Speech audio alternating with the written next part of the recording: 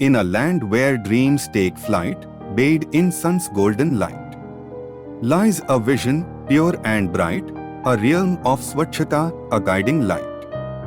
With broom in hand and hearts aligned, we strive for cleanliness, our minds entwined, to sweep away the filth and grime, creating a world that's truly divine. In every corner, on every street, in villages, towns, where people meet, Swachhata's call, so clear and sweet, a pledge to keep our world complete.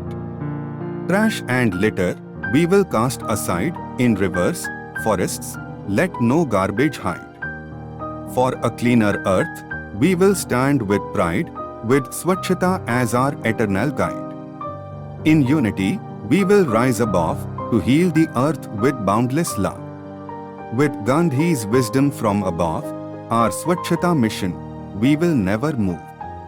Let's plant the seeds of change today, in every heart, in every way.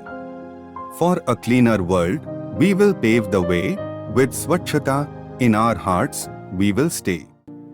So let this verse, like a beacon bright, inspire a world, with all its might, to keep our planet pure and right, in the glorious realm of Swachhata's light.